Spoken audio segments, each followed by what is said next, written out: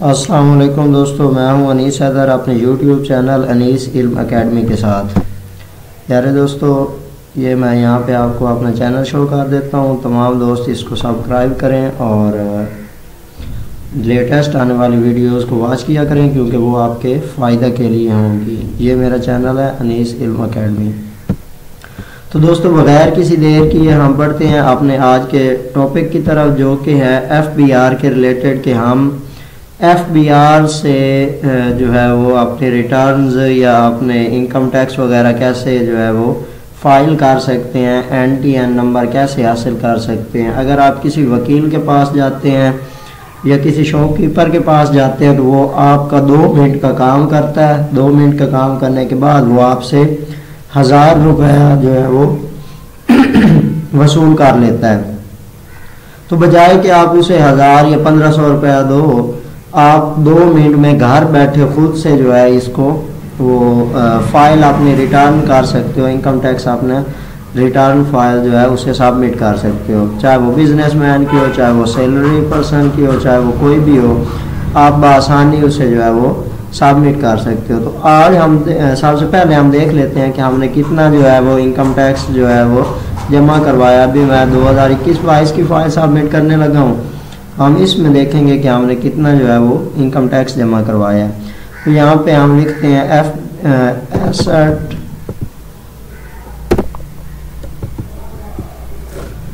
FBR asset recovery, asset FBR, ये आ गया asset inquiry FBR। आपने इस पे क्लिक कर देना है। एसेट इंक्वायरी FBR पे जब क्लिक करेंगे तो इस तरह का हमारे पास इंटरफेस आ जाएगा। यहाँ पे आपने अपना यूज़र नेम और पासवर्ड लगा लेना है। यहाँ पे चूँकि मेरा पहले लगा हुआ है तो मैं यहाँ पे इसको लॉगिन कर देता हूँ। जैसे ही मैं लॉगिन करूँगा ये आगे सारी टाइप्स आ गई और ये नीचे कुछ ऑप्शंस है, प्रॉपर्टीज़, ये वो। क्योंकि अभी मेरे नाम कोई प्रॉपर्टी नहीं है तो ये बाकी चीज़ें हाइड खड़ी हैं। सिर्फ विद होल्डिंग टैक्स है मेरे पास के जो मैं सेल एंड परचेज बाकी करता हूँ, मोबाइल वगैरह या पैकेजेस वगैरह वो। तो यहाँ पे मैं विद होल्डिंग टैक्स पे क्लिक करूँगा तो इतने टैक्स मैंने जो है अभी तक वो जमा करवाए हैं। अब इसमें वो कहता है कि आपने जो है बाकी 2017-18 के हैं, पुराने हैं, मोबाइल कंपनीज के मोबाइल वगैरह लिया उसके। चूँकि मैं अभी 2022 का जमा करवाने लगा हूँ तो ये 22-23 है, 22-23, 22-23, 22-23, ये भी 22-23 का है। तो 21-22 का जो है वो कोई नहीं टैक्स है। आज मैंने मतलब 21-22 का जमा करवाना है। अभी ईयर 21-22 है, 22-23 तो अभी शुरू हुआ है।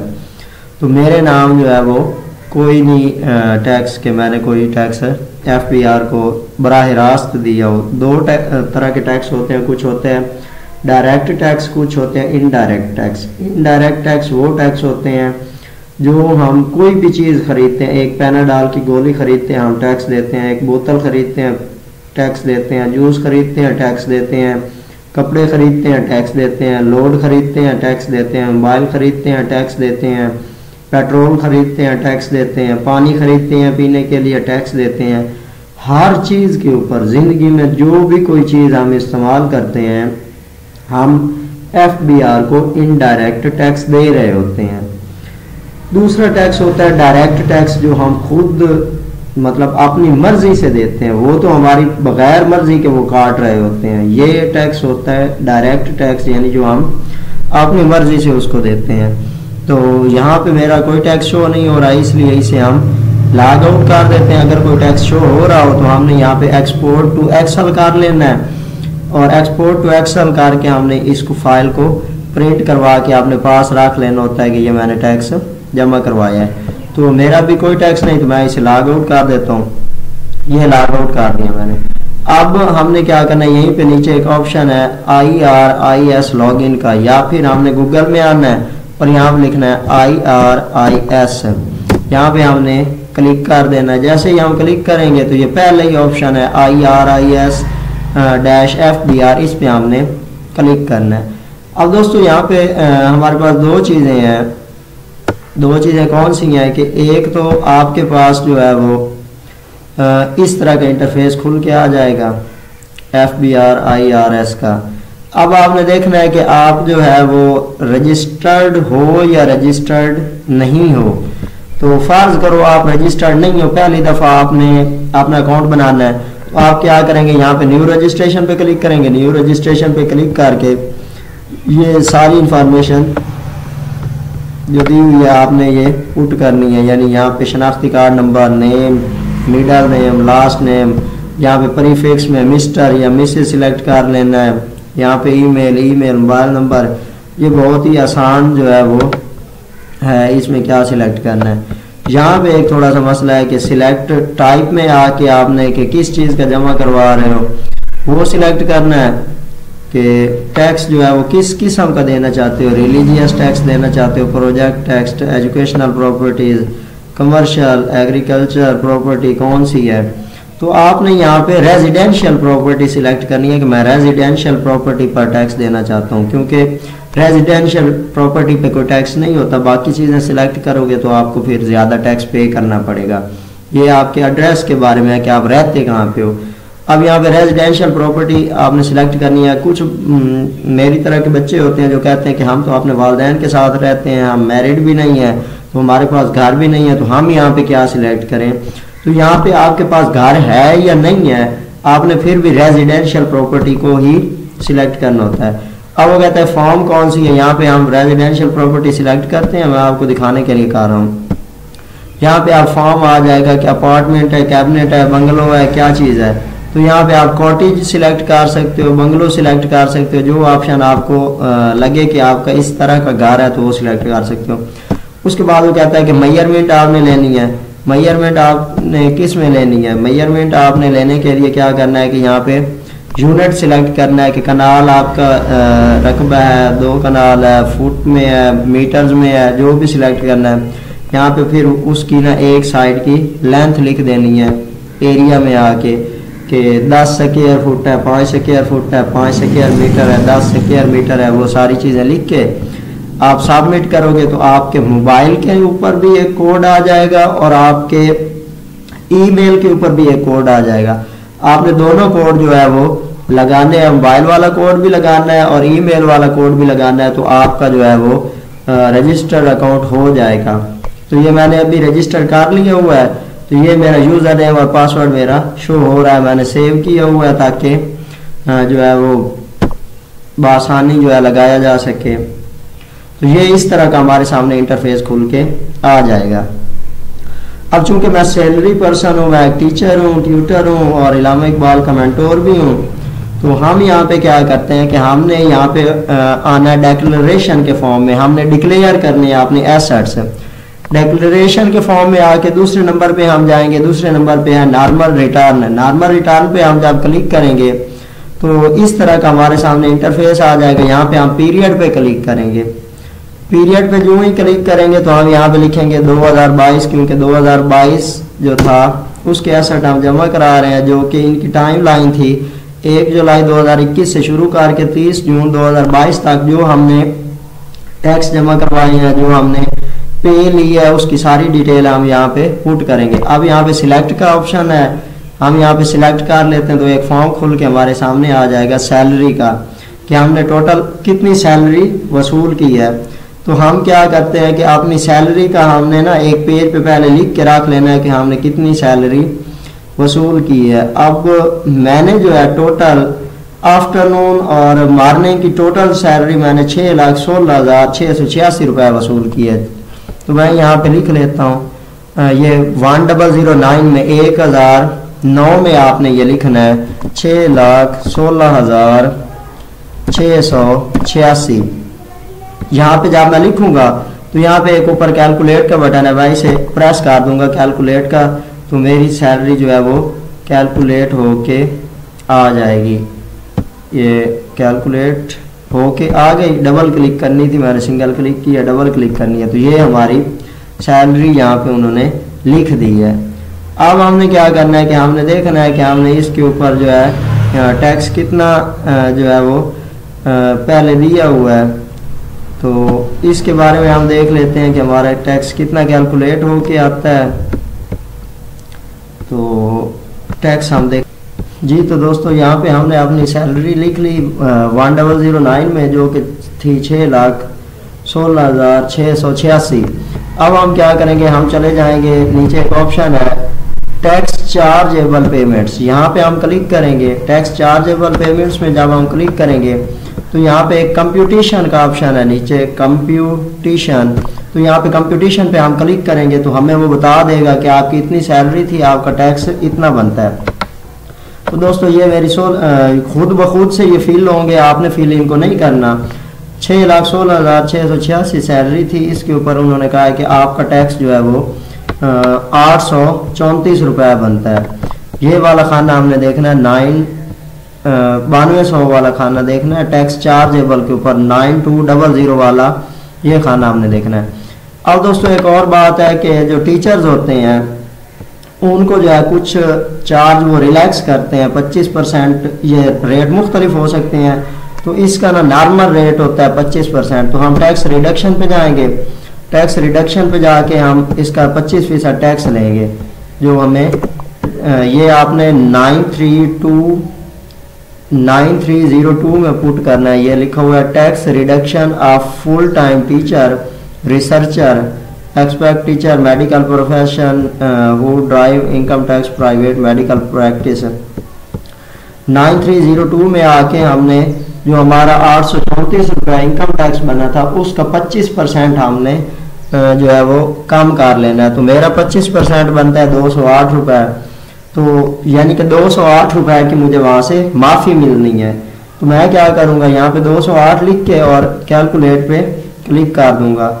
जैसे ही मैं डबल क्लिक कैलकुलेट पे करूँगा तो ये मेरा टैक्स जो है वो नीचे ये ऊपर शो हो जाएगा, कहाँ पे 9309 में शो हो जाएगा। जब तक ये 9309 में शो नहीं होगा इट मीन्स कि आपने सही से वो डबल क्लिक नहीं किया हुआ। तो यहाँ पे मैं डबल क्लिक कर लूँगा। जी तो दोस्तों हमने ये 208 रुपये निकाल लेने अपने इनकम टैक्स में से। मेरा इनकम टैक्स बना है 834 रुपये, जिसमें से मुझे ये 208 रुपये की माफ़ी हो गई। अब हमने क्या करना है कि हमने एडजस्टेबल टैक्स के खाने में जाना है। पहले कंप्यूटेशन में जाना है, वहाँ पे देखना है कि हमारा टैक्स कितना है, फिर टैक्स रिडक्शन में आना है, 25% माफ़ी ले लेनी है, फिर एडजस्टेबल टैक्स में आपने चले जाना है।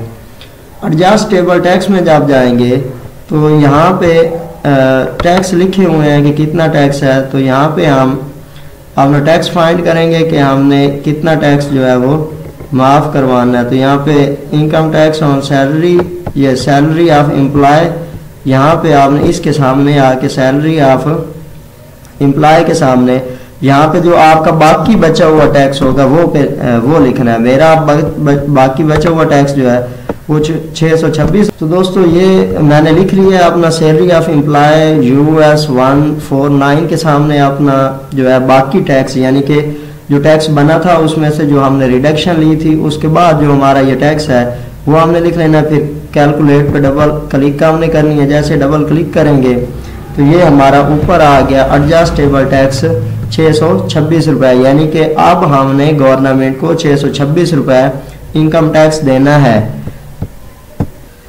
जी दोस्तों ये हमारा बाकी इनकम टैक्स बन गया। अब हमने क्या करना है कि हमने डिटेल देनी है कि हमने कितने पैसे लिए हैं। ये तो हमें पता चल गया 6,16,000 हमने लिए हैं, तो हमने वो लगाए कहाँ पे। अब ये भी हमने FBR को बताना है। तो यहाँ पे हम वेल्थ स्टेटमेंट में जाएंगे। वेल्थ स्टेटमेंट में जाके और हमने क्या करना है कि यहाँ पे पर्सनल एक्सपेंसेस पे क्लिक करेंगे। अब पर्सनल एक्सपेंसेस पे जब हम क्लिक करेंगे तो यहाँ पे हमारे पर्सनल एक्सपेंसेस हैं कि हमने जो है वो क्या क्या काम किया है। तो मैं जो है यहाँ पे लिख लेता हूँ कि एजुकेशन का मैंने 2 लाख लगाया है। ये 2 लाख मैंने एजुकेशन पे लगा दिया है साल के अंदर। उसके बाद पानी के ऊपर मैंने लगा दिया है 50,000। ये एस्टिमेटेड अमाउंट आपने लिखनी होती है, ज़रूरी नहीं कि आपके जो है वो ही अमाउंट बन रही हो। उसके बाद एसेट मेडिकल के ऊपर मेरा लगा है 1,00,000 रुपया। तो ये मैंने जो है वो 1,00,000 रुपया मेडिकल के ऊपर लगा दिया है। उसके बाद इलेक्ट्रिसिटी का बिल जो है वो मैं कर लेता हूँ 50,000 रुपया। उसके बाद ट्रैवलिंग का जो है वो कर लेता हूँ मैं 50,000। तो ये ना 5 लाख हो गया, इसको 1 ज़ीरो को कम कर लेते हैं। तो ये हमारा हो गया 2 और 1 3 लाख, 4 लाख, 4.5 लाख। अब वो कहता है कि रेंट वगैरह भी तो हमने दिया है, तो मैं फ़र्ज़ करो कि कह लेता हूँ कि मैं रेंट पे रहता हूँ। ये 50,000 रेंट का हो गया। उसके बाद वैका रनिंग या मेंटेनेंस, इस पे मैं कर लेता हूँ लाख रुपया। ये हमने इस्टीमेटेड अमाउंट जो है वो लिखनी है। तो ये हमने कुछ लिख लिया, अभी कुछ बचा हुआ है गैस का बिल, तो गैस में मैं डाल देता हूँ 50,000। इस्टीमेटेड अमाउंट आपने डालनी है कि आपने क्या क्या किया। तो हम डबल क्लिक करते हैं ताकि पता चल सके कि कितने हमारे 6,50,000 बन गया। 6,16,000 मेरी आमदनी थी। तो मैं क्या करूँगा, इसको अभी कम करूँगा, 6,16,000 को कम करूँगा, मतलब जितनी हमने करनी है उतनी हमने बाकी बचानी है। तो ये कितने बढ़ गया, 16, 4, 20, जो बड़े हैं उसे मैं काम करता हूँ आप देख के। जी तो दोस्तों यहाँ पे मैंने अपनी सैलरी जितनी मैंने ली थी उतनी मैंने उनको खर्च करके दिखा दी कि 6,16,686 मैंने सैलरी ली थी। तो ये मैंने 16,686 अपनी खर्च कर दी। उसके बाद ऑप्शन आता है हमारे पास कि आपने जो है नेट एसेट्स कितने बनाए हैं और पर्सनल एसेट्स कितने बनाए हैं। तो इसको हम देख लेते हैं कि पर्सनल एसेट्स हमने क्या बनाए हैं। तो ये आपने यहाँ पे पुट कर देना है कि कोई बिजनेस कैपिटल बनाया है, कोई मतलब कि एनिमल फार्म हाउस बनाया है, कोई फैशन वगैरह house hold effect personal item कोई बनाया है, कैश आपके पास है, जो भी चीज़ है वो आपने यहाँ पे सारी लिख लेनी है जो आपने मतलब कुछ रखा हुआ है या लिया हुआ है। टोटल लाइबिलिटीज़ मतलब आपने कितने के एसेट्स बनाए हैं, अब आप कितने एसेट्स के मालिक हो। उसके बाद है जी लास्ट वन के रिकैंसिलिएशन ऑफ नेट एसेट्स। तो नेट एसेट्स आपके कितने हैं, वो कहता है कि इनको आप कैलकुलेट करो। यहाँ पे मैं डबल क्लिक करता हूँ तो net assets of the year मेरे कोई नहीं, तो मेरी ज़ीरो आ रही है। नेक्स्ट हम देखते हैं कि अब हमने क्या करना है। जी तो दोस्तों यहाँ पे ये पहले ही ऑप्शन है नेट एसेट्स प्रेजेंट ईयर, ये ज़ीरो आ गया हमारे पास। उसके बाद वो पूछ रहा है कि पिछले साल के नेट एसेट्स ज़ीरो, क्योंकि पिछली दफ़ा मैं था ही कोई ना। और वो कहता है इंक्रीज नेट एसेट्स ज़ीरो, यानी कि जो कुछ मेरे पास था वो सारा यूज़ हो गया। तो यहाँ के इसके बाद हम यहाँ पे वेरिफिकेशन के बटन पे क्लिक करते हैं। जी तो दोस्तों ये हमारे पास सारा कुछ ओके हो गया। अब हम यहाँ पे वेरिफिकेशन पे क्लिक करते हैं। वेरिफिकेशन पे क्लिक करेंगे तो यहाँ पे 4 इंच का कोड ये खुद ब खुद से जनरेट हो के आता है। तो यहाँ पे इसे हम वेरीफाई करेंगे। तो ये मेरा कोड रॉन्ग हो गया है, दोबारा हम इसको पुट करते हैं, ये फिर रॉन्ग हो गया है कोड। जी दोस्तों तो ये मेरी पिन जो है वो एक्सेप्ट नहीं कर रहा। पिन पे वो कहता है कि आपकी पिन जो है वो रॉन्ग है। ये दोबारा पिन करते हैं, वो कहता है कि you have entered wrong code. तो ये मुझे याद कोई नहीं, मुझे भूल चुकी है। तो इसलिए जो है मैं इसे दोबारा से नए सिरे से जनरेट करूँगा। यहाँ पे हमने सेव पे आना है, अपनी फ़ाइल को सेव कर देना है। फिर हम क्या करेंगे कि यहाँ पे ऊपर एक ऑप्शन है एडिट पे पहले जाते हैं हम वापस। जैसे एडिट पे हम वापस जाएंगे तो यहाँ पे ऊपर एक चेंज पिन का ऑप्शन आता है। थोड़ा सा हम बैक चले जाते हैं इसमें। जैसे ही हम बैक जाते हैं तो ये जब यहाँ पे हम पहली जगह पे आ जाएंगे तो यहाँ पे ये चेंज पिन का ऑप्शन है। चेंज पिन पे हम क्लिक करेंगे। यहाँ पे हम अपनी मर्जी की नई पिन लगा सकते हैं। ये मैंने कोड लगा लिया, आपने पिन बना ली। दोबारा यहाँ पे पुट करते हैं पिन, ये पिन मेरी हो गई। यहाँ पे ओके करते हैं तो ये देखना ऊपर उन्होंने लिखा है कि पिन सेव करनी है आपने या नहीं करनी। तो ये मैं कहता हूँ कि नो थैंक्स, इसको हमने पिन को चेंज नहीं करना। तो अब हम जाते हैं अपनी कंप्लीट टास्क में, जो हमने यहाँ पे टास्क कंप्लीट की हुई है। वो कहते हैं कि 2 रजिस्ट्रेशन हुई हैं, तो शायद मैंने अपनी जो है वो 2 जगह पे फाइल सेव कर दी है। तो क्या करते हैं कि यहाँ पे एक जगह वाली फ़ाइल खोल लेता हूँ, ये 2 दफ़ा ही सेव कर बैठा हूँ मैं। एक दफ़ा वाली फ़ाइल जो है वो मैं ओपन करता हूँ, इस पे डबल क्लिक करेंगे तो ये ओपन हो जाएगी।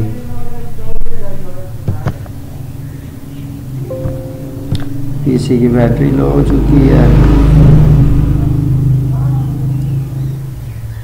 तो हम इसको ओपन करते हैं। जी तो दोस्तों, मैंने अपना नया पिन बना लिया है। अब मैं पहले वाले पिन को यहाँ से डिलीट करता हूँ, यहाँ पे मैं अपना न्यू पिन लगा देता हूँ।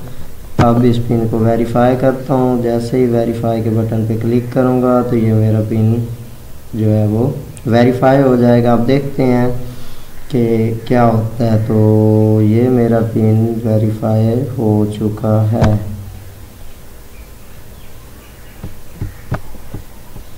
अपडेट पासवर्ड, चलो अपडेट करके देख लेते हैं।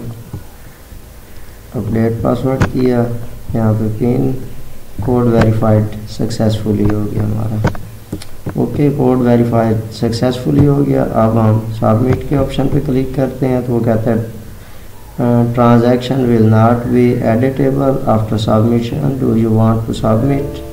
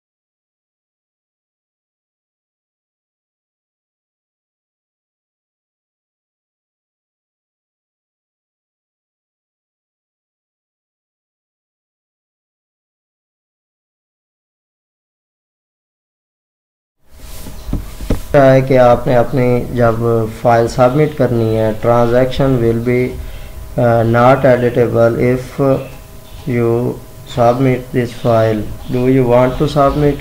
तो हम यहाँ पे यस कर लेते हैं। जैसे ही हम यस करेंगे, वो कहता है कि net assets previous year against code must be entered before submission.